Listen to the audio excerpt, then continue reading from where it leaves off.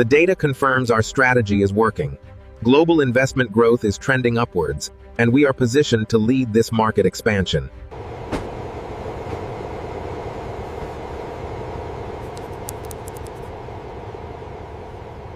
The projections are strong. Ensure everything is in place for the gala tonight. I want no surprises. The data suggests a significant departure from the projections. Our analysis indicates this trend is unsustainable, impacting long-term growth models. The quickest way to fool a room full of people is to convince them that only certain people are allowed to be intelligent. The laughter rolled across the private dining hall before Avery Johnson could even finish turning the page. She sat alone at a small table near the employee corridor of the Grand Crescent Hotel, using the final minutes of her break to read. The hardcover book in her hands was thick, filled with highlighted passages, handwritten notes, and worn-page corners from years of study. Around her, preparations for one of Chicago's most prestigious business galas were moving at full speed. Servers polished glasses. Event coordinators adjusted seating charts. Technicians tested microphones beneath enormous crystal chandeliers. Avery barely noticed any of it. She was focused on a chapter discussing economic innovation and leadership ethics. Then a familiar voice interrupted her concentration. "That looks a little advanced for a waitress." Several nearby guests turned immediately. Avery looked up and recognized Charles Whitmore, one of the most famous billionaires in the country. He stood surrounded by executives, investors, and journalists. His expensive suit looked flawless beneath the warm ballroom lights. A confident smile rested on his face. Before Avery could answer, one of the executives beside him laughed. Another followed. Charles glanced at the book cover. "Do you actually understand what you are reading?" More laughter spread through the group. Avery felt dozens of eyes settle on her. The question was designed to entertain everyone except her. Still, she remained calm. "I enjoy learning," she said politely. Charles smiled as if she had told a charming joke. "That is admirable. But books like that are usually written for economists and business leaders." The message beneath his words was impossible to miss. Knowledge belonged to people like him, not people like her. Avery carefully placed a bookmark between the pages and closed the book. "I think knowledge belongs to anyone willing to study," she replied. For a brief moment, silence appeared. Then another guest laughed loudly. Charles nodded with exaggerated approval. A confident answer. The group continued walking toward the main stage area, while a few people shook their heads with amused smiles. Within seconds they were gone. Avery slowly exhaled and reopened her book. The sting remained, but it was familiar. She had spent years watching people underestimate her. Most saw the uniform before they saw the person. None of them knew she had once been a top economics student before family responsibilities forced her to leave school. None of them knew she spent every spare dollar on books, research journals, and online lectures. None of them knew that learning had become part of who she was. A few minutes later, her break ended. She slipped the book into her bag and returned to work. Across the ballroom, giant screens displayed Charles Whitmore's name beside the title of the keynote speech he would deliver later that evening. Guests spoke excitedly about his reputation. Reporters prepared questions. Investors discussed his influence. As Avery carried trays between tables, she glanced at a printed event program resting near the stage. A phrase in the speech summary immediately caught her attention. Then another. Something felt strangely familiar. She slowed for only a second before continuing her work. Yet the feeling refused to disappear. Somewhere in her memory, she had encountered those exact ideas before. And before the night was over, that small moment of recognition would become the beginning of a truth nobody in the ballroom was prepared to hear. The ballroom grew busier with every passing minute. Luxury cars continued arriving outside while guests in designer suits and evening gowns filled the Grand Crescent Hotel with conversation and anticipation. Avery Johnson moved quietly between tables carrying trays and greeting visitors with the same professionalism she brought to every shift. Outwardly, she appeared calm. Inwardly, however, her thoughts kept returning to the phrases she had noticed in the event program. The wording felt familiar in a way she could not ignore. She had encountered those ideas somewhere before. The challenge was remembering exactly where.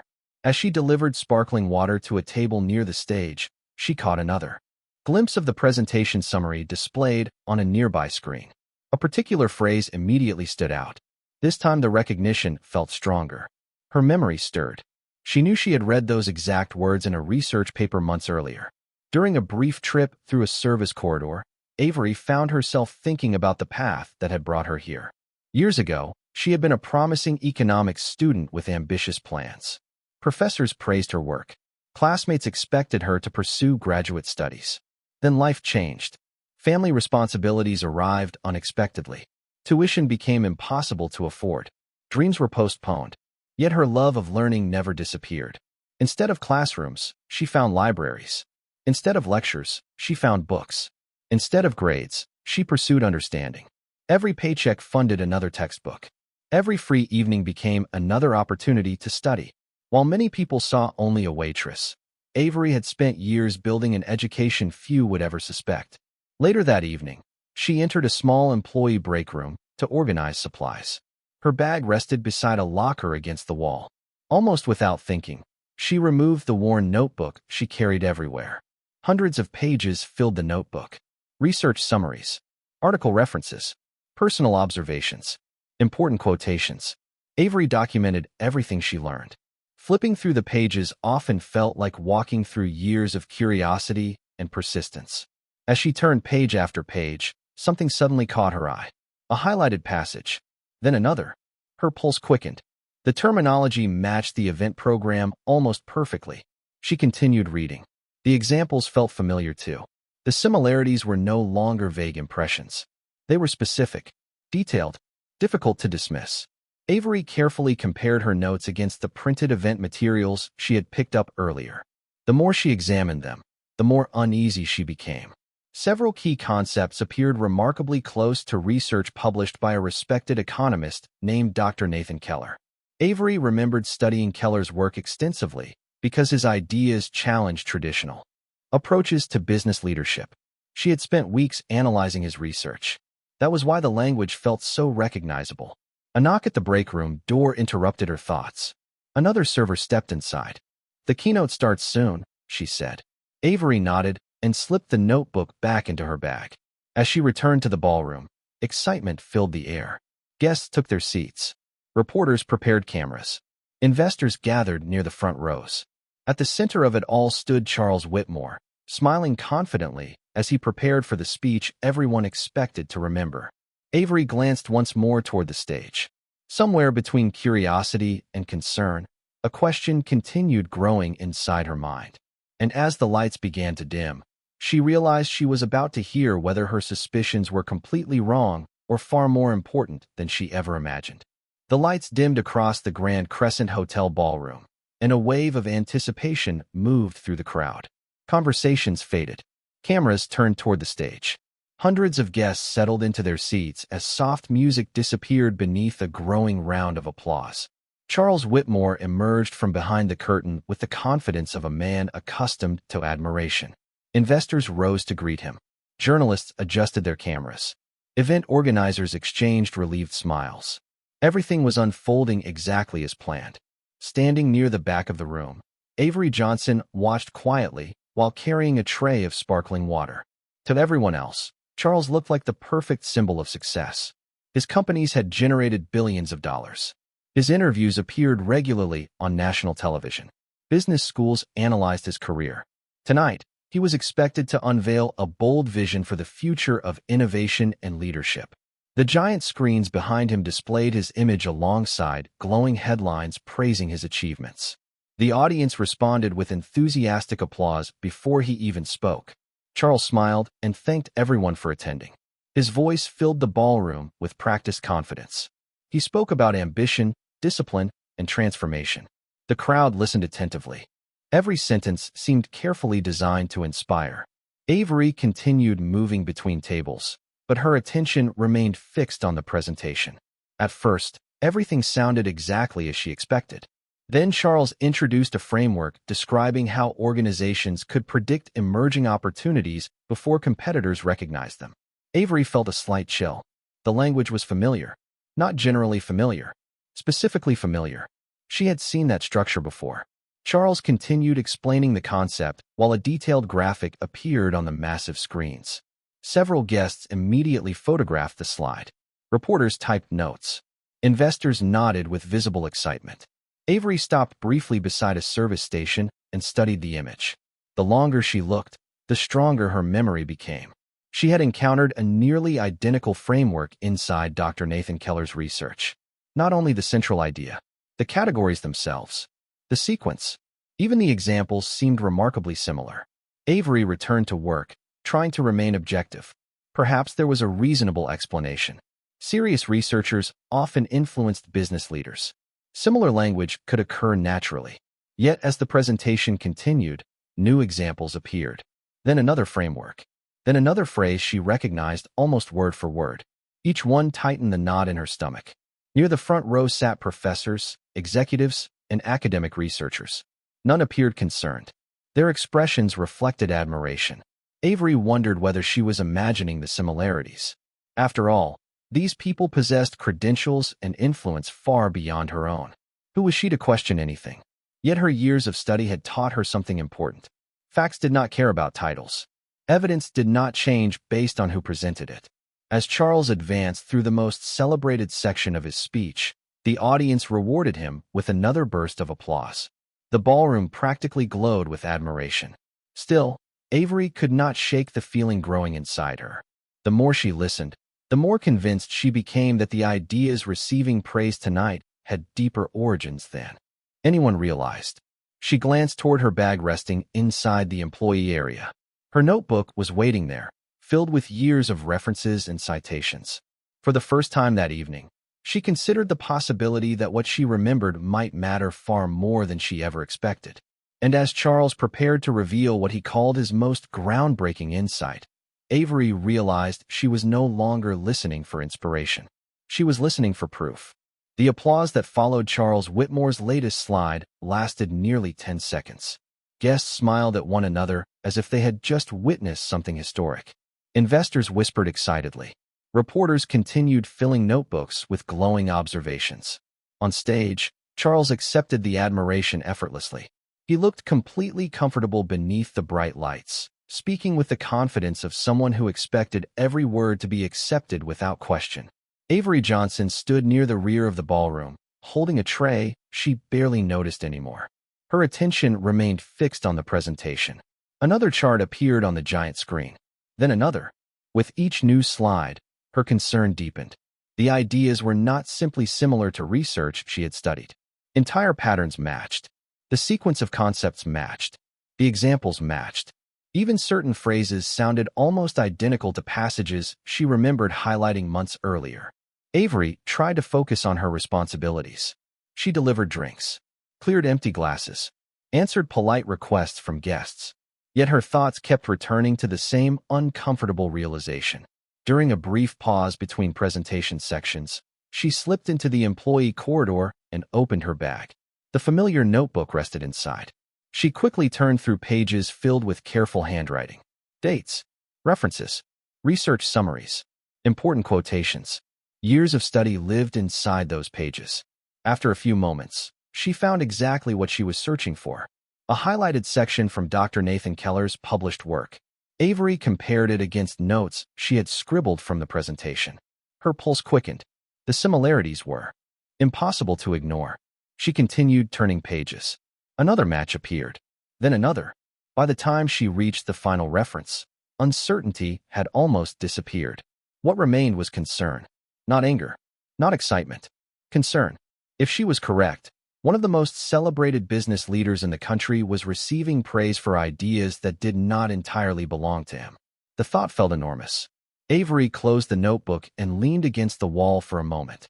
She knew how ridiculous this situation would sound to most people. A waitress questioning a billionaire in front of executives, investors, and journalists. The imbalance alone seemed enough to silence her. She could already imagine the reactions. People would assume she misunderstood. They would assume she lacked expertise. They would remember the uniform before they considered the evidence. A voice interrupted her thoughts. "Are you okay?" Another server stood nearby carrying folded linens. Avery offered a small smile. "Just thinking." The server laughed softly. "Thinking looks stressful." Avery nodded. "Sometimes it is." A few minutes later, she returned to the ballroom. Charles had entered what he described as the most important section of the evening. The audience listened carefully. Every sentence strengthened his reputation. Every slide increased the room's admiration. Yet Avery noticed something else. Near the front row sat Professor Helen Brooks, one of the country's most respected economists.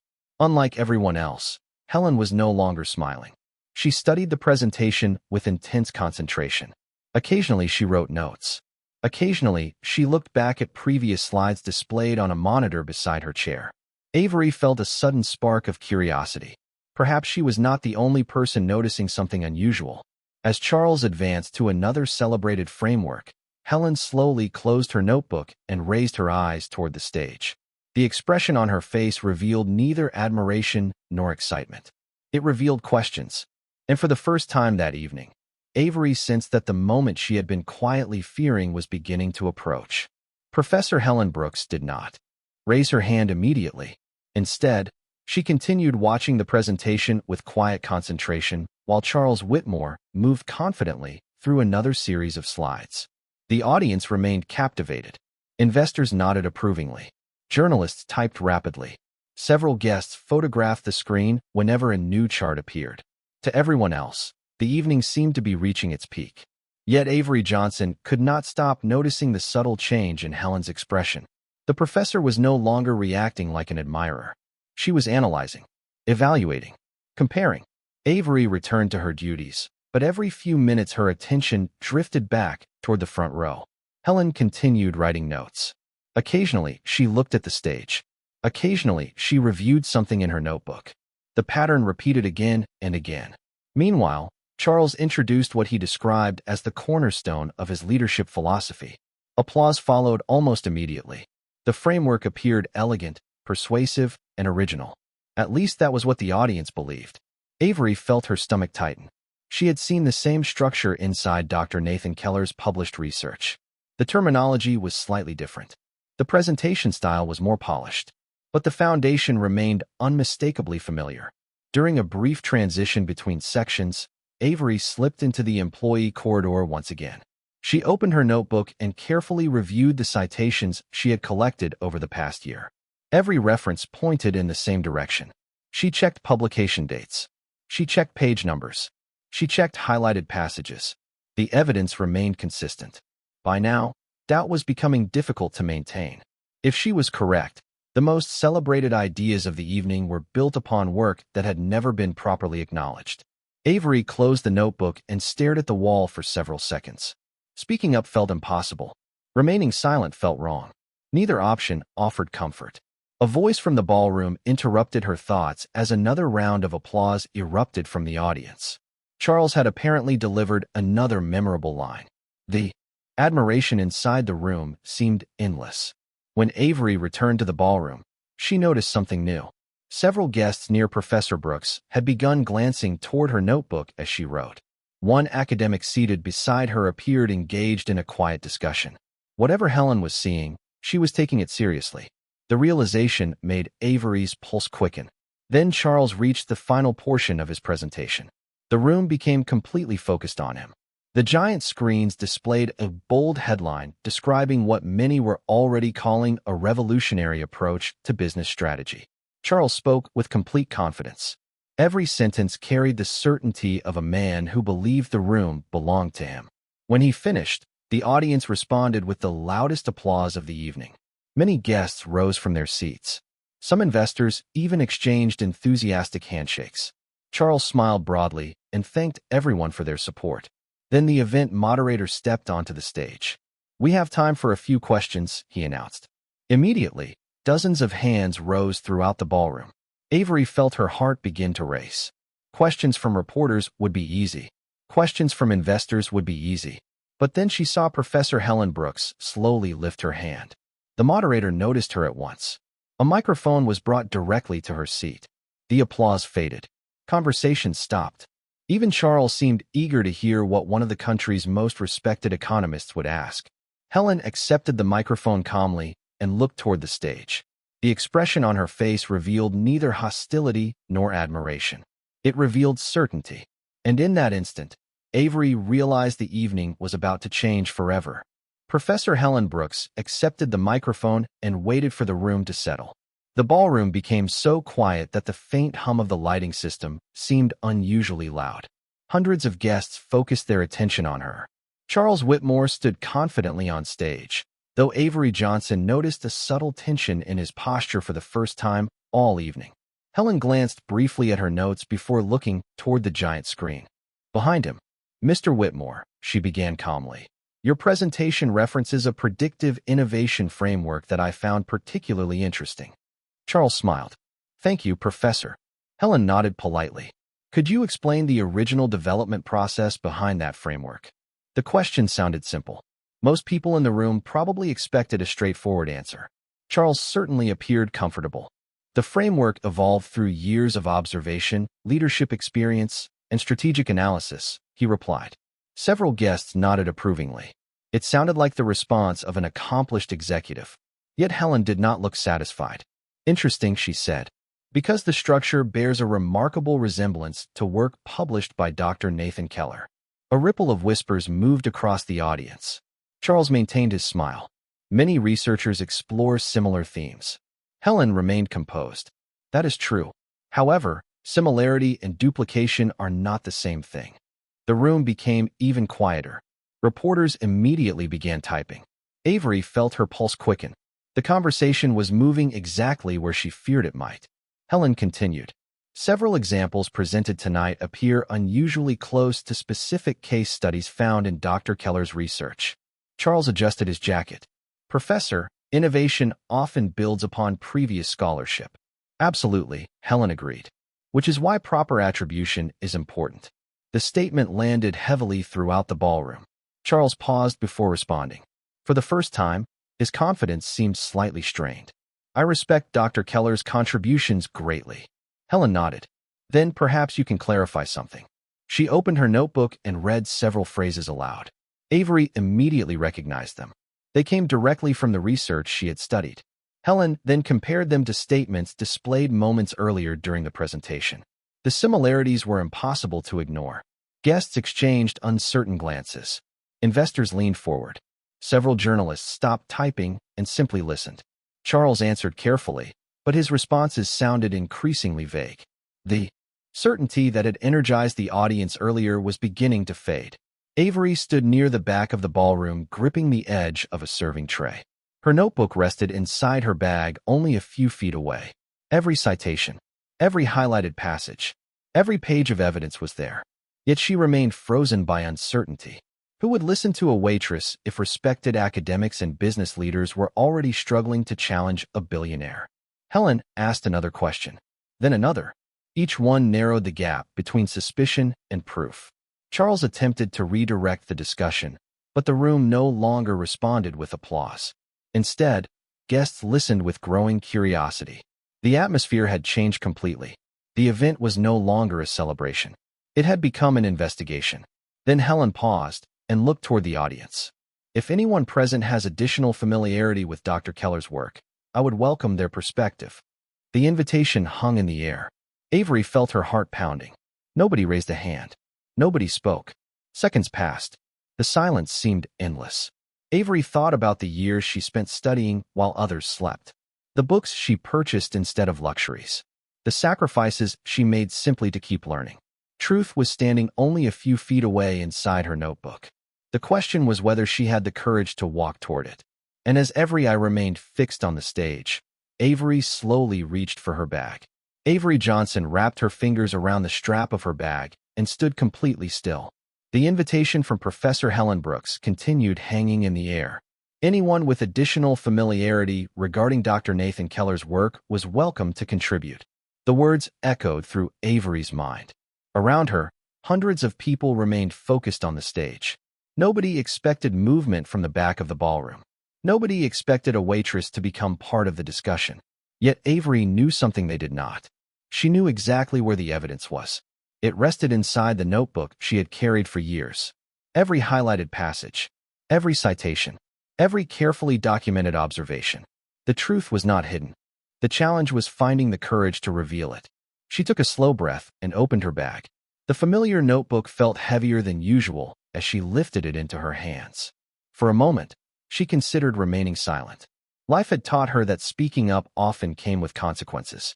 People listened differently, depending on who was talking. Credentials mattered. Titles mattered. Appearances mattered. She was painfully aware of that reality. Then she remembered the laughter from earlier that evening. She remembered Charles Whitmore smiling as he questioned whether someone in her position could understand serious books. The memory itself did not anger her. What troubled her was the assumption behind it. The belief that intelligence belonged only to certain people. Avery looked down at the notebook. Years of effort stared back at her. She could not ignore that. Before she could lose her nerve, she stepped into the center aisle. A few nearby guests noticed her movement. Then more people turned. Within seconds, dozens of eyes followed her as she walked toward the front of the ballroom. The room grew unexpectedly quiet. Charles recognized her immediately. His expression shifted from confusion to disbelief. He clearly remembered the waitress with the book. Avery stopped near the front row. Professor Brooks watched with visible curiosity. The moderator hesitated before approaching with a microphone. "Do you have something to add?" he asked politely. Avery nodded. "I believe I do." Her voice remained calm despite the pounding of her heart. The microphone amplified her words throughout the ballroom. Every conversation stopped. Every camera turned toward her. Avery opened the notebook and found a page marked with several colored tabs. "I have spent the past year studying Dr. Keller's published research," she said. "Many of the concepts presented tonight appear throughout his work." Charles immediately stepped toward the microphone on stage. "With respect, I think we should be careful about assumptions." Avery met his gaze calmly. "I agree." Then she lifted the notebook slightly. "That is why I brought references." A murmur moved through the audience. Avery began reading. Publication dates, research titles, specific passages. She compared them to statements that had appeared on the giant screens only minutes earlier. Every point was factual. Every citation was documented. There was no accusation in her voice, only evidence. The atmosphere changed with each example. Journalists stopped typing and simply listened. Investors exchanged uneasy glances. Even the event organizers appeared stunned. Professor Brooks requested the notebook and carefully reviewed the pages herself.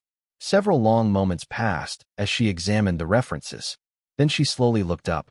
The respect in her expression was impossible to miss. And in that instant, Avery realized the conversation was no longer about whether anyone would listen to her. The truth had finally entered the room.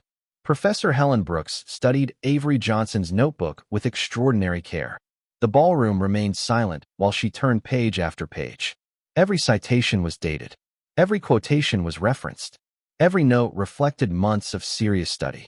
Guests who had previously dismissed Avery as part of the hotel staff now watched with growing curiosity. Reporters leaned forward in their seats. Investors exchanged uncertain glances. Even Charles Whitmore appeared unable to predict what would happen next. Helen finally closed the notebook and rested both hands on its cover. The expression on her face revealed neither excitement nor anger. It revealed certainty. She stood slowly and looked toward the stage. "The documentation is thorough," she said. Her voice carried clearly throughout the room. "The references are accurate. The citations are verifiable. The similarities between the published research and tonight's presentation are substantial." A ripple of whispers moved through the audience. Journalists immediately began typing. Camera operators adjusted their positions. Charles remained silent. Helen continued. "What impressed me most is not merely the evidence itself. It is the quality of the analysis." She turned toward Avery. "These notes demonstrate careful reading, critical thinking, and remarkable attention to detail." Avery felt dozens of eyes shift toward her. The same. People who had overlooked her only hours earlier were now listening to every word spoken about her. Yet she remained calm. She had not stepped forward seeking recognition. She had stepped forward because the facts mattered. Helen handed the notebook back to Avery. "You should be very proud of this work." The sincerity in her voice touched the room. Several guests nodded quietly. Others looked at Avery with newfound respect. For a moment, nobody seemed interested in titles, wealth, or status anymore. They were interested in truth. The shift was impossible to ignore. Charles slowly stepped away from the stage and approached the front row. The confident smile that had accompanied him throughout the evening was gone. In its place stood reflection. He looked toward Avery for several seconds before speaking.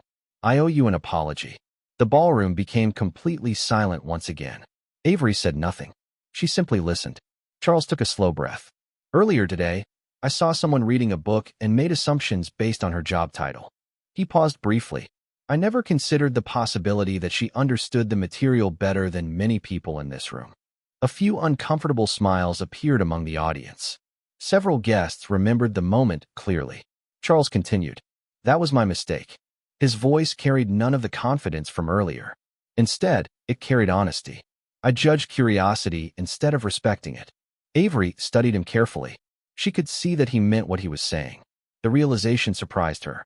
Genuine accountability was rare. Charles looked around the ballroom.